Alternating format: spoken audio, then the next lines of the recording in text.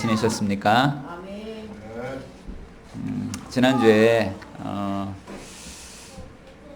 또 전라도 지역에 또 남부 지역에 많은 비가 내려서 비 피해가 심각했던 또 한 주간이었습니다. 요즘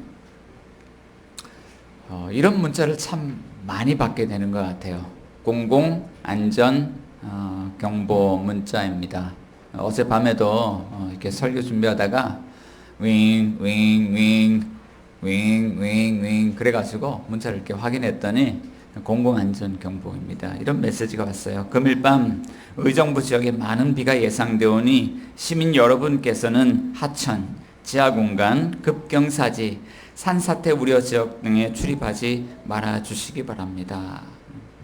어제도 이런 경보 문자가 오고 오늘도 아침에 이런 문자가 한 2건 정도 또 아침에 또 이렇게 울려서 온 것 같습니다. 한 일주일 지내면서 한 30건 정도의 문자를 받았던 것 같아요. 코로나19 관련해서 또 비와 관련해서 산사태 또 홍수 이런 것과 관련해서 여러분 이런 문자를 받으면 여러분 어떻게 하시나요? 문자를 주의 깊게 읽어보시나요? 또 문자를 읽고 조심해야 되겠구나 그렇게 생각하시나요? 네, 아마도 일반적으로는 그렇게 하는 것이 맞다고 생각을 합니다. 자, 그렇지만 만일 이런 경보 문자가 왔는데 우리가 이 경고를 무시하게 된다면 어떤 일이 일어나게 될까요? 얼마 전 가평 한 펜션에서는 산사태가 일어나서 펜션이 무너지고 또 일가족 3명이 3대가 그 펜션에 매몰돼서 참변을 당하는 안타까운 사건이 있었습니다. 그리고 지난주에 어느 댐에서는 인공수초 16억짜리 인공수초 고정 작업을 하다가 배가 전복이 되는 바람에 공무원 6명이 사망하거나 실종되는 그런 초유의 사태가 또 일어났습니다. 이런 사건을 바라보면서 참 자연재해가 너무나도 무섭구나. 그리고 정말 조심해야 되겠구나. 그러면서 또 한편으로 변을 당한 분들을 보면 너무나도 안타깝습니다. 자, 그런데 더 안타깝게 만드는 이유는 이런 이유인 것 같아요. 이런 사고가 일어나는 그 배경에는 분명히 이런 원인도 한 가지가 있지 않을까 싶습니다. 경고가 울렸는데 그럼에도 불구하고 그 경고를 가볍게 여겼다는 것입니다. 가볍게 여기거나 그 경고를 무시했기 때문에 이런 사고가 발생했다는 것입니다. 자, 오늘 본문 말씀 가운데 보면 이런 이야기로 시작이 돼요. 경고하고 있는데 그 경고를 무시하는 사람들 이야기입니다. 지난주 창세기 19장 두 천사가 방문했고 롯의 가정에서 그 두 천사를 영접했던 그 이야기에 이어서 이야기를 이어가도록 하겠습니다. 그날 밤이었어요. 그날 밤에 두 천사가 롯을 집안에 이렇게 이끌어들이면서 아주 급하게 이야기합니다. 이제 곧 하나님의 심판이 시작될 거라고. 두 천사의 이야기를 들었던 롯은 이 이야기를 듣고 함께 탈출할 사람들에게 달려갑니다. 그들은 자기의 2딸과 약혼했던 예비 사위들이었습니다. 여보게들 서두르게나 이제 곧 하나님께서 이곳을 심판할 터이니 우리는 빨리 이곳을 벗어나야 된다네. 자, 만약에 한밤중에 곧 장인어른이 될 아버님이 오셔서 사이들을 막 흔들어 깨우면서 빨리 벗어나야 된다네 라고 이야기를 한다면 이 사회 될 사람들은 어떻게 반응해야 되나요? 만약에 저희 그 장인어른이 오셔서 여보게 빨리 벗어나야 된다네, 하나님 곧 심판하신다네, 만약에 이렇게 말씀하신다면 그 말이 맞든 틀렸든 간에 결혼을 하기 위해서라도 장인어른의 이야기를 잘 들어야 될 거라고 생각이 돼요. 자, 그런데 오늘 14절 말씀 가운데 보면 이 예비 사위들이 이렇게 반응하고 있어요. 14절 마지막 부분에 이렇게 기록하고 있죠. 농담으로 여겼더라. 주의 심판이 곧 시작될 것에 빨리 벗어나야 되네. 장인어른이 이렇게 이야기할 때 예비 사위들은 농담으로 여겼다는 것입니다. 자, 이야기를 시작으로 본문을 읽으면서 우리는 이런 생각을 할 수 있습니다.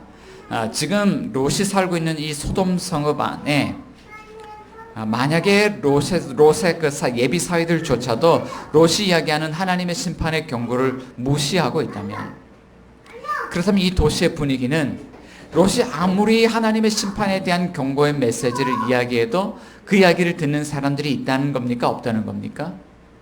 없다는 것이죠. 아무도 그 심판에 대한 메시지를 듣지 않습니다.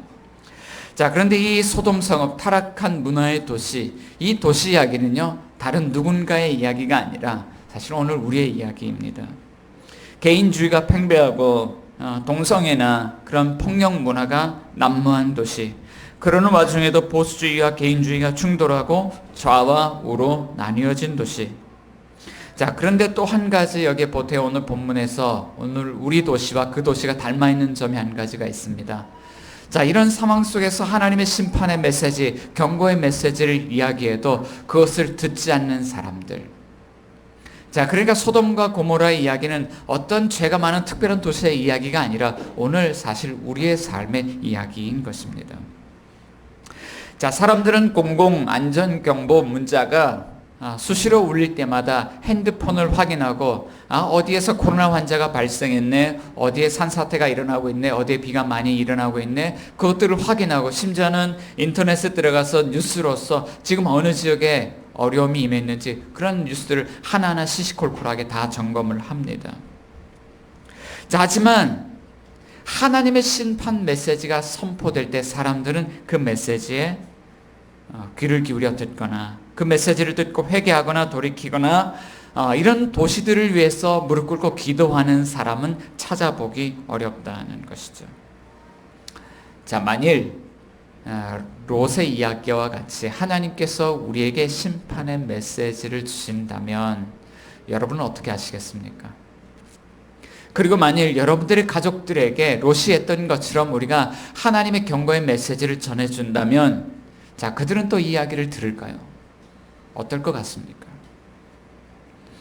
자, 그럼에도 불구하고 창세기 19장은 우리에게 이런 분명한 메시지를 전해주고 있습니다. 19장 13절 말씀 가운데 보면 그들에 대한 부르짖음이 여호와 앞에 크므로 여호와께서 이곳을 멸하시려고 우리를 보내셨나니 우리가 멸하리라. 연약한 자들의 탄식이 가득하고 울부짖음이 하나님께 상달되는 그 도시, 억압과 고통이 난무한 그 도시, 하나님께서 그 도시에 천사를 보내셨다면 하나님께서 의도하는 바는요, 그 도시를 심판하신다는 것이죠. 자, 하나님께서 오늘 우리에게 이 말씀을 들려주고 있다면, 그렇다면 오늘 우리는 이 본문의 말씀을 통해서 어떠한 하나님의 음성을 들어야 될까요? 어떤 메시지를 우리가 귀담아 들어야 될까요? 자, 하나님께서는 오늘 소돔과 고모라 심판의 이야기를 통해서요, 우리에게 이 한 가지 메시지를 들려주십니다. 하나님은 천사들을 통해서, 사자들을 통해서 이렇게 말씀하십니다. 여러분, 도망쳐야 합니다. 자, 한번 이야기해 봅시다. 서로에게 이렇게 이야기해 봅시다. 여러분, 도망쳐야 합니다. 여러분, 도망쳐야 합니다. 자, 만약에 하나님의 임박한 진노와 심판이 예고되었다면요, 자, 우리에게 주어진 메시지는요, 도망하라는 메시지입니다. 자, 그날 밤 하나님은 두 천사를 통해서 롯의 가정에 분명한 이 한 가지 메시지를 주셨습니다. 도망하라는 메시지입니다. 자, 이 단어가 얼마나 본문에서 강조가 되고 있냐면, 자, 오늘 본문 전체를 통해서 6번이나 반복이 되고 있어요. 반복된다는 것은요, 그 단어가 강조된다는 것이거든요. 그런데 반복을 하면서 또 어떻게 강조를 하고 있냐면, 천사들이 이 단어를 3번을 사용하는데 3번 다 긴박한 명령형으로 사용되고 있습니다. 17절 말씀 가운데 보면 천사들이 이렇게 이야기를 하죠. 도망하여 생명을 보존하십시오. 도망하여 멸망을 면하십시오. 자, 그리고 22절 가운데 보면 속히 도망하십시오라고 이야기를 하고 있습니다. 반복되는데 명령형을 겹쳐서 사용하고 있다면 이것은요, 아주 강한 그런 강조의 표현인 것입니다. 자, 또 이렇게 우리 구문적으로 또 이 단어가 얼마나 강조되는지 찾아보면 이 단어와 함께 강조되는 사항이 두 가지가 있습니다. 자, 첫 번째, 도망하라는 단어와 함께 강조되는 것은 때와 시간입니다. 자, 오늘 이 시간적인 어떤 흐름을 보면 자, 15절 말씀 가운데 지금 이 말씀이 전해진 시간대가 이 시간이에요. 동틀 때에. 자, 그래 동틀 때 도망하라는 메시지를 주는데 자, 언제 이 메시지가 끝이 나냐면 23절 말씀 가운데 보면 롯이 소알에 들어갈 때 해가 돋았더라. 롯이 소알에 들어갈 때 해가 돋았죠. 자, 그러니까 동틀 때부터 언제까지냐면 해가 돋을 때입니다. 얼마나 짧은 시간일까요? 구글에 해 뜨는 시간, 일출 시간을 검색을 해보았습니다. 그랬더니 오전 5시 42분. 그리고 정오가 12시 반 정도 되는데 해가 중천에 떠올라서 세상을 밝히는 그런 시간들이 정오까지 갈 것도 없잖아요. 8시, 9시면 해가 중천에 떠오릅니다. 그러니까 동틀 때에 천사가 긴급하게 이야기를 시작을 해서 해가 뜰 때 하나님의 심판이 시작되고 있다면 아마 한 3시간이나 4시간 정도의 짧은 시간일 거예요. 이 시간 안에 너는 이 도시를 벗어나서 하나님의 심판을 면해야 된다 이야기를 하고 있는 것입니다. 자, 그러니까 천사가요 얼마나 재촉하는지 몰라요. 그리고 얼마나 마음이 급했던지 이 사람들을 성 밖으로 이끌어내기 위해서 손을 잡아 이끌고 있는지 몰라요. 그리고 도망하라 도망하라 이야기하면서 얼마나 급했던지 속히 도망하라는 거예요. 여러분 런닝머신으로 1시간 열심히 걸으면 몇 킬로 정도를 걸을 수 있을까요? 20km. 에? 15km. 에? 1시간. 10km. 제가요 빠른 걸음으로 1시간 정도를 걸으면 4km에서 5km 사이 정도를 걷습니다. 젊은 성인 남자가 한 5km 걷기가 힘듭니다. 그러니까 3시간 동안 열심히 걷는다고 해도 15km 정도의 거리를 가기 어렵습니다. 그러니까 딸들을 데리고 아내를 데리고 함께 3시간 열심히 걷는다고 해도요 한 15km 정도 벗어나기 어렵다는 거예요. 그러니까 이 도시를 벗어나기 위해서 충분한 시간이 필요한데 그런 시간이 없다는 거예요. 빨리 도망가라는 거예요. 자, 그런데 또 한 가지 이 단어와 함께 강조되고 있는 것은요 장소입니다. 15절 말씀 가운데 보면 동틀 때 천사가 롯을 재촉하고 있는데 이 사람들이 성 안에 있어요. 빨리 성 밖으로 나가라는 거예요. 16절 보니까요 롯이 지체합니다. 그러니까 두 천사가요 롯과 그의 가족의 손을 잡아 끌고 가면서 막 급하게 성 밖으로 이끌어내서 그리고 17절 이렇게 이야기합니다. 도망하여 생명을 보존하라. 돌아보거나 들에 머물지 말고 산으로 도망하여 멸망을 면하라. 어디로 가라? 산으로 가라. 여기서 성이란 단어를 영어 성경에 찾아보니까요 city, 도시라고 번역하고 있어요. 그러니까 지금 이 롯이 살고 있는 것은요 도시입니다. 어떤 도시냐면 롯이 처음에 이 소돔이라는 도시를 선택할 때 아브람과 헤어져서 이 도시를 선택할 때 이 도시에는 요단강이 흐르고 있었고 마치 그들이 보기에는 이곳이 여호와의 동산 같고 에덴 같았습니다. 농업이 발달하고 목축업이 발달하고 또 아주 상업이 발달하고 경제가 활성화되고 부유하고 풍요로운 도시였습니다. 자, 그리고 이 성문에서는 시장이 열리고 또 이곳에서는 롯과 같은 재판관들, 지도자들이 앉아서 법으로서 이 도시를 다스리고 있습니다. 그러니까 성벽으로 둘러싸인 도시는 치안이 유지되는 도시고요.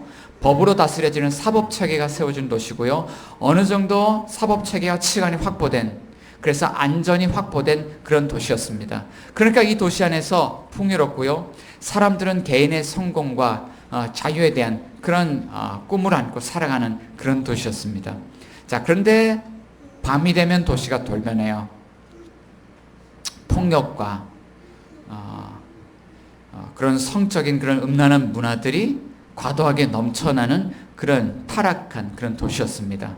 자, 그러니까 이 도시를 갖다 지키려고 하는 어떤 원로들은 전통적인 그런 문화, 그런 어떤 윤리적이고 도덕적인 그런 가치관을 가지고 이런 변질해가는 이 욕망의 도시를 막기 위해서 또 지키기 위해서 날마다 이 젊은 사람들과 충돌하고 갈등을 일으키고 있습니다. 그러니까 욕망의 도시이자 이곳은 또 갈등이 많은 그런 도시였습니다. 하나님께서 이 도시를 벗어나서 떠나라고 할 때 이런 문화 속에서 벗어나라는 것이죠. 자, 그런데 산으로 가라는 거예요. 산은 어떻습니까? 척박하죠. 아무것도 없습니다. 법도 없고 치안도 없습니다. 이곳에서는 어떻게 이제 성공하겠다는 어떤 꿈과 욕망을 품고 살아가기도 어렵습니다. 그런데 산에 가면 이곳에 존재하는 것 한 가지는 분명하게 있습니다. 하나님의 말씀을 따라서 산으로 가고 하나님의 약속의 말씀 붙들고 다시 새로운 삶을 시작해야 된다는 거예요.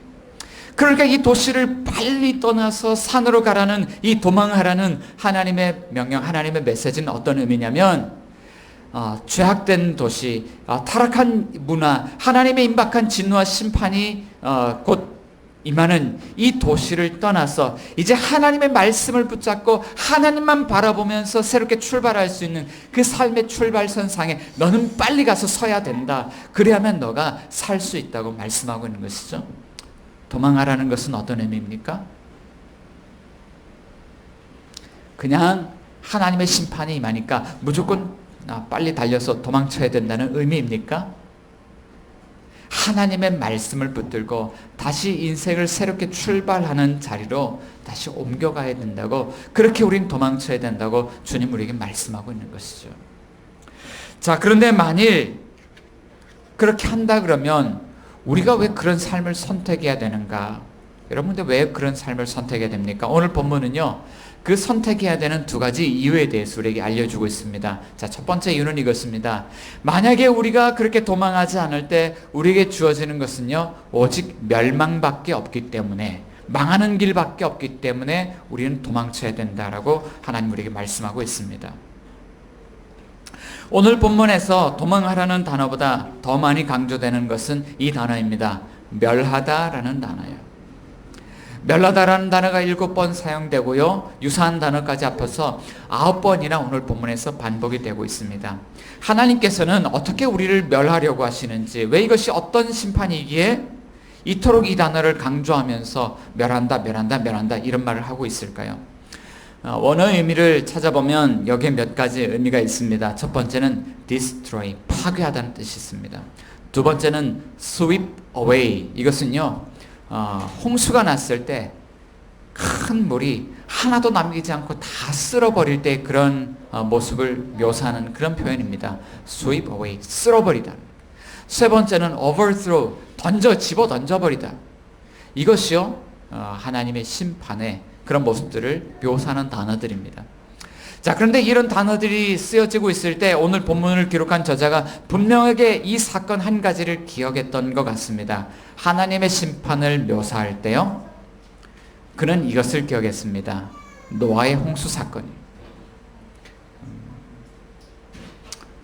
어제 이제 어떤 영상 하나가 올라왔는데요, 화개장터에 홍수가 났는데 물이요, 막 그냥 동네인데 집이 지붕만 남겨두고 다 잠겼어요. 그런데 하천에 흘러가는 이런 물의 모습들 보니까 아주 물이 굉음을 내면서 흘러내려가는 그런 모습들을 보았습니다. 굉음을 낸다는 것은 분명 그 안에 물만 흘러가는 것이 아니라 돌과 바위덩이며 온갖 잡쓰레기며 나뭇가지며 이 모든 것들을요 막 휩쓸고 지나가기 때문에 그런 굉음이 나는 것 같습니다.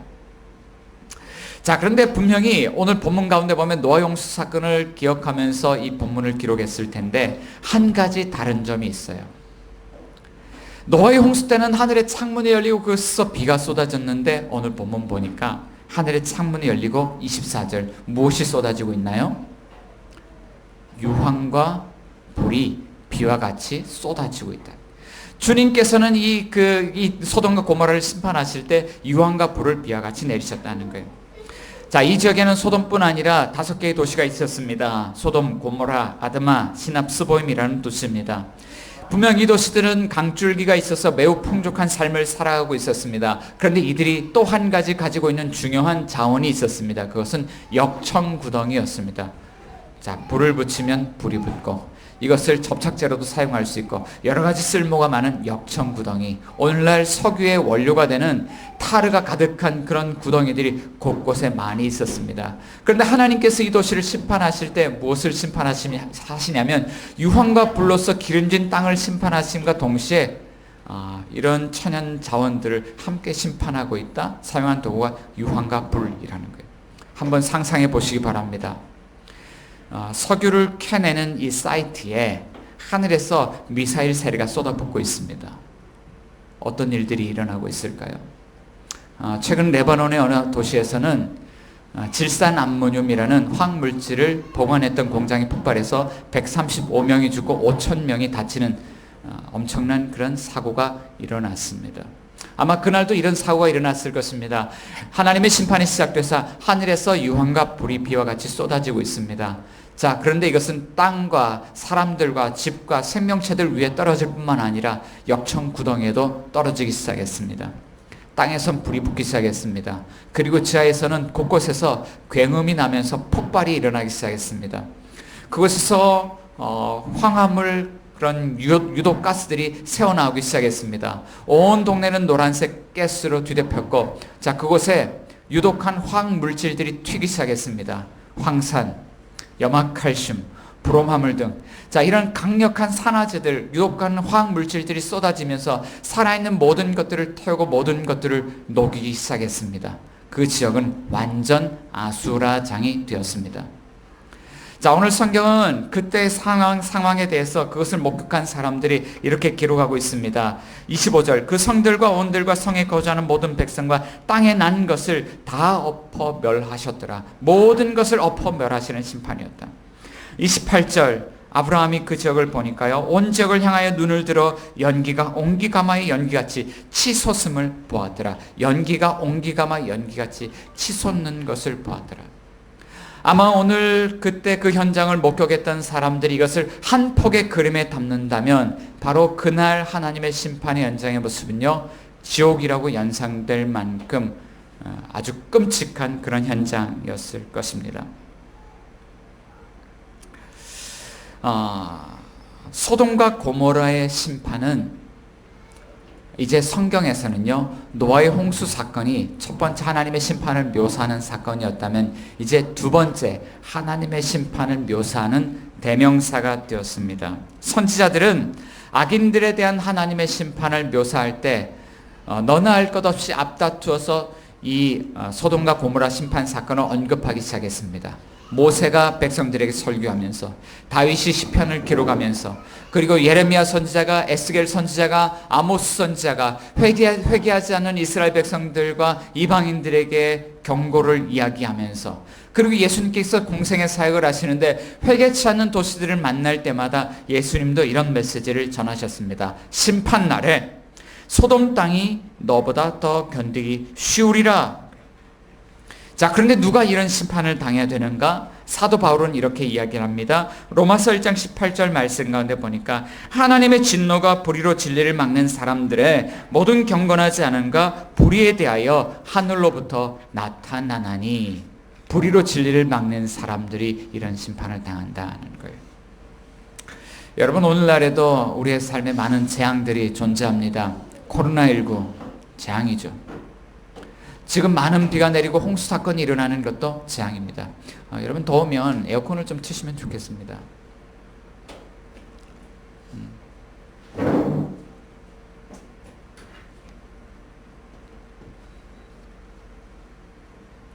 자, 코로나19, 그 다음에 홍수와 같은, 산사태와 같은, 자, 이런 것들이요, 정말 많은 사건, 사고를 일으키는 재앙들입니다. 자, 그러나 이 재앙들을 가지고 하나님의 심판이라고 이야기하는 사람들을 만나보기는 어렵습니다. 자, 그러나 분명한 것은 오늘 우리가 이런 재앙의 한복판에 살아가고 있다는 것입니다. 자, 미국에서는 코로나19 바이러스가 중국의 우한 바이러스 연구소에서 만들어졌다는 의혹을 제기를 합니다. 자, 그러나 중국에서는 이것이 우한 바이러스 연구소가 아니라 우한 근처에 있는 시장에서 사람들이 박쥐고기를 사 먹었기 때문에 이 바이러스가 발생했다고 주장을 합니다. 자, 그런데 무엇이 사실이든 간에 우리는 코로나19 바이러스에 대해서 이렇게 생각할 수 있습니다. 사람들의 불의한 욕망에서 비롯된 사건이라는 거예요. 자, 그렇다면 오늘 기후이변과 이런 가뭄, 이런 장마, 홍수와 같은 이런 일들은 우리가 어떻게 생각해 볼 수 있을까요? 요즘 장마의 원인에 대해서 전문가들은 이렇게 이야기를 합니다. 지금 현재 시베리아에서는 폭염이 지속되고 있는데 시베리아에서 내려온 이 저기압과 그리고 북태평양 지역에서 올라온 고기압이 서로 한국 상공에서 만나면서 계속해서 많은 비를 뿌리고 있다라고 이야기를 합니다. 자, 그러면서 전문가들이 지적하는 문제의 원인은 이것입니다. 시베리아에 폭염이 일어나고 전 세계에 기후가 이변하고 있다. 그리고 그 중심에 지구온난화, 온실 효과 현상이 있다는 것입니다. 그런데 이것을 추적해서 이 문제를 추적해서 올라가다 보면 어떤 문제가 있냐면 결국 에너지를 우리가 무분별하게 사용했다는 것에 문제가 있습니다. 탄소 에너지를 많이 사용하니까 온실가스, CO2 가스가 발생하고 이 지구상이 온실 효과가 온실처럼 이렇게 온실 효과가 일어나게 되고 따뜻한 지구를 만들게 되고 북극과 남극의 얼음이 녹게 되고 결국 이런 기후 이변과 재앙 현상들이 나타나게 된다는 것이죠.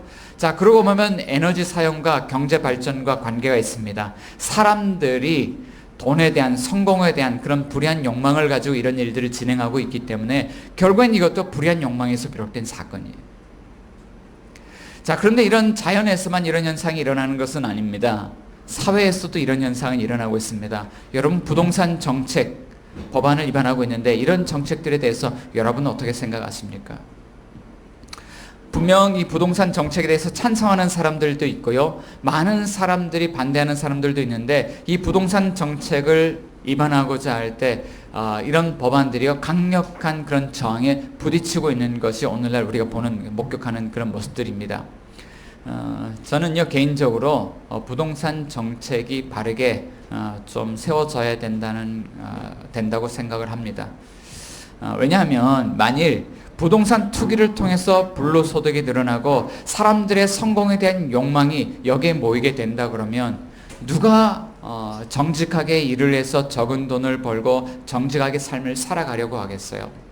만약에 기성세대가 이런 것을 가지고 돈을 버는 것을 젊은 세대들에게 보여준다면 젊은 세대들은 어떤 생산적인 직업을 가지고 일을 하는 것이 아니라 그들도 마찬가지로 본로소득에 대한 그런 꿈을 키우고 성공에 대한 욕망을 가지고 삶을 살아가게 될 겁니다. 만약에 생산적인 일들이 우리 주변에서 하나둘 사라지기 시작한다면 우리에게 남는 것은요 결국 멸망의 길로 가는 것이죠. 결국 이런 어떤 부동산 정책을 바로 세워서 이런 불로소득과 같은 이런 일들 가운데 정의로운 일들을 수행하는 것과 부딪히는 일들은요 결국 우리의 불의한 욕망들, 성공에 대한 그런 욕망들이 이런 일들을 가로막고 있다는 것이죠. 자, 어쨌든 간에 자연에서 사회에서 일어나는 그런 모든 이런 현상들, 재앙과 같은 이런 현상들, 우리의 마음을 힘들게 하고 삶을 어렵게 만드는 이런 현상들의 원인이요 우리의 불의한 욕망에 있다고 하는 것입니다. 이것 때문에 우리가 만약 고통을 겪고 하나님 앞에 울부짖고 부르짖고 있다면, 많은 사람들이 함께 부르짖고 있다면 분명 이 재앙은요 많은 사람들은 재앙이라고 말할지 몰라도 우리는 이미 하나님의 임박한 진노와 심판 아래에서 우리가 살아가고 있다고 이야기할 수 있는 것입니다. 자, 그런데 우리가 이 도시를 도망쳐야 되는 그런 이유는 또 이런 이유가 있습니다. 두 번째 이유는 하나님께서 우리의 생명을 구원하시고 보존하시기 위해서 오늘 지금 이 순간 우리에게 은혜의 손길을 내어밀고 계시다는 것입니다. 심판이 일어나기 전 주님께서 은혜의 손길을 우리에게 내밀어 주실 때 우리는 속히 도망쳐야 된다. 본문은 이렇게 말씀하고 있어요. 17절 가운데 보면 두 천사가 이렇게 이야기합니다. 여러분, 도망하여 생명을 보존해야 합니다. 자, 그런데 어떻게 생명을 보존할 수 있을까요? 열심히 걷고 뛰면 이 생명을 보존할 수 있나요? 오늘 본문은요 분명하게 이렇게 이야기를 하고 있어요. 여기에 하나님의 은혜로운 그런 개입 사건이 주어져야만 우리가 도망칠 수 있다는 것입니다. 자, 15절 말씀에 보니까요 이제 동이 틀 때였습니다. 두 천사가 롯을 재촉합니다. 빨리 가족들을 이끌고 성 밖으로 빠져나가십시오. 그런데 16절 가니까 롯이 지체합니다. 그러니까 이 두 천사가 마음이 얼마나 급했던지 이렇게 합니다. 롯과 그의 두 딸과 아내의 손을 꼭 붙잡고요 급하게 그들을 성 밖으로 이끌어내는 그런 모습들을 볼 수 있습니다. 자, 그런데 16절에요 이렇게 천사들이 손을 잡아 인도하여 그들을 성 밖으로 이끌어내는 이유에 대해서 설명을 해줘요. 굳이 설명을 합니다. 우리 16절 한번 읽어볼까요? 읽어보겠습니다. 시작. 그러나 롯이 지체함에 그 사람들의 롯의 손과 그네의 손과 두 딸의 손을 잡아 인도하여 성 밖에 두니 여호와께서, 자, 여기에 그 접속사 하나 빠져 있는데 왜냐하면 이란 단어가 빠져 있어요. 왜냐하면 여호와께서 그에게 자비를 더하셨기 때문에. 손길을 내밀어 주는 이유는요, 하나님 우리에게 자비를 더하여 주시기 때문에, 우리를 불쌍히 여겨 주시기 때문에 손을 내밀어 주신다는 거예요. 자, 그런데요, 롯을 보면 얼마나 답답한지 몰라요. 성 밖에 나왔어요. 빨리 도망하세요. 돌아보지 말고 도망하세요. 머물지도 말고 도망하세요. 빨리 산으로 도망하세요. 그런데 롯이요, 참 답답한 사람이에요. 조금 전에는 머뭇머뭇거리더니 두 천사에게 또 이렇게 이야기합니다. 주님, 그렇게 하지 마세요. 18절 보니까요, 그렇게 하지 마세요. 주의 종이 주께 은혜를 입었고 주께서 큰 인자를 내게 베푸사 내 생명을 구원해 주신 줄 내가 알겠습니다. 그러나 내가 도망해서 저 산까지 갈 수가 없습니다. 두렵건대 얼마나 멀고 얼마나 높고 험한지 저 산에 가다가 재앙을 만나 죽을지도 몰라요. 무서워요. 자, 한번 보십시오. 저기 가까운 저 성읍 작은 저 도시를 보니까 아마 도망하기에도 가까운 것 같고, 자, 내가 가서 살게 이 작은 성읍이지 않습니까? 하나님 이 작은 성읍 저곳에 피해서 저 살아가게 해줄 수 있지 않습니까? 그래서 은혜에 의지해서 이런 요청을 합니다. 자, 그런데 20절 말씀, 21절 말씀 가운데 보니까 이번에도요, 하나님이 은혜를 베풀어 준 것을 볼 수 있어요. 21절, 그가 그에게 이르되 내가 이 일에도 내 소원을 들었은즉 네가 말하는 그 성읍을 멸하지 아니하리니 네 소원을 들어준다. 자, 롯의 요청을 다 들어줘요. 자, 근데 오늘 우리는 이런 질문을 하게 됩니다. 오늘 이 소돔이라는 이 도시 안에서 하나님이 오직 유독 롯에게요, 은혜를 베풀고 있어요. 심지어 하나님께서 말씀하시는 그 말씀을 바꿔서 다른 제안을 하고 있음에도 불구하고 하나님이 롯에게 은혜를 베풀고 있다는 거예요. 자, 도대체요, 롯에게 은혜를 베푸는 이유가 뭘까요? 어떻게 보면 롯은 소돔 성에 살아간 다른 사람들보다 분명 의로운 모습들이 있습니다. 그는 이 성읍의 재판관이었습니다. 그리고 무엇이 의로운지를 아는 사람이었습니다. 동성애를 요구하는 사람들, 성적으로 타락한 사람들에게 그것은 악한 일이라고 분명히 악을 지적해 줄 줄 아는 사람이었습니다. 자, 그러나 그는 완전한 의인은 아니었습니다. 자, 그 폭도들이 다가올 때 자기 두 딸을 그들에게 내어주면서 자기 딸들에게 악한 일을 행하는 그런 몹쓸 아버지였습니다. 자, 게다가 하나님이 말씀하시면 그 말씀을 믿고 즉각적으로 흔쾌히 반응하는 그런 사람도 아니었습니다. 심지어는 하나님의 말씀을 변경해서 하나님 뜻이 아니라 내 뜻대로 해달라고 요청하는 그런 사람이었습니다. 두 천사가 보기에 분명 롯은 자격 미달인 사람이었습니다. 그럼에도 불구하고 왜 하나님은 그에게 은혜를 베풀고 있습니까? 여러분 29절 한번 읽어봅시다. 29절입니다. 읽어볼게요. 시작. 하나님이 그 지역의 성을 멸할 때 곧 롯이 거주하는 성을 엎으실 때에 하나님이 아브라함을 생각하사 롯을 그 엎으시는 중에서 내보내셨더라. 하나님이 롯에게 은혜를 베푸신 이유는 무엇입니까? 한 중보자, 하나님 앞에 소돔과 고모라를 위해서 무릎 꿇었던 한 사람 아브라함 때문에 하나님이 은혜를 베풀고 있다는 거예요. 자, 그러니까 오늘 본문 속에서 우리는 이렇게 이해할 수 있습니다. 그 성읍에서 멸망당할 도시에서 만약 누군가 은혜를 받아서 구원을 얻는다 그러면, 자, 그 사람이 왜 구원을 얻을까? 하나님께서 그 사람을 구원하실 때 한 중보자를 기억하고 계시기 때문이라는 걸 우리에게 알려주죠. 자, 성경은요, 한 중보자 때문에 구원을 받았던 여러 사람들의 이야기를 우리에게 들려줍니다. 광야에서 금송아지를 만들어서 하나님을 격분케 했던 이스라엘 백성들이 이제 하나님의 진노의 심판을 당하게 되었습니다. 그런데 그의 앞을 가로막고 무릎 꿇어서 이 생명책에서 내 이름이 지워질지라도 하나님 그들을 심판해서는 안 됩니다. 그들을 위해서 중보하는 한 사람이 있습니다. 하나님, 그들 심판하시려고 그들 구원하셨습니까? 하나님을 가로막는 한 사람, 그는 누구일까요? 모세죠. 자, 그런데 신약 성경 가면 이 이스라엘 백성들을 위해서 여전히 기도하고 있는 한 중보자를 발견하게 됩니다. 로마서 9장 3절 말씀 가운데 보면 나의 형제 곧 고륙의 친척을 위하여 내 자신이 저주를 받아 그리스도에게서 끊어질지라도 하나님 그들이 구원받기를 원합니다. 이 기도하는 사람 누구였을까요? 바울 사도죠. 바울 사도. 자, 바울은 이방인 선교를 하면서도요, 항상 자기의 동족의 구원을 위해서 기도하는 것을 잊지 않았습니다. 자, 그렇다면 오늘 이것이 우리에게도 이 의정부시가 또는 서울시가 이 땅의 도시들이 심판받기 전에 그들을 위해서 기도하는 중보자 한 사람이 필요하다는 그런 이야기일까요? 그렇지 않습니다. 오늘 한 중보자에 관한 이야기를 우리에게 들려주시는 것은 하나님께서 롯에게 은혜의 선물로서 구원을 베풀어 주셨던 것과 같이 이 도시 안에서도 우리에게 동일한 그런 은혜를 하나님께서 베풀어 주시는데, 자, 그 은혜를 우리가 받아 누릴 때 하나님께서 이것을 기억하고 있다는 것입니다. 한 의로운 중보자, 우리를 위한 중보자를 하나님이 기억하시기 때문에 우리에게도 그 은혜를 베풀어 주신다. 자, 그런데 디모데전서 2장 5절에서 바울은 이렇게 이야기를 하고 있죠. 하나님은 한 분이시요 또 하나님과 사람 사이의 중보자도 한 분이시니 곧 사람이신 그리스도 예수라. 한 중보자 예수님 때문에 우리가 구원을 받는다는 거예요.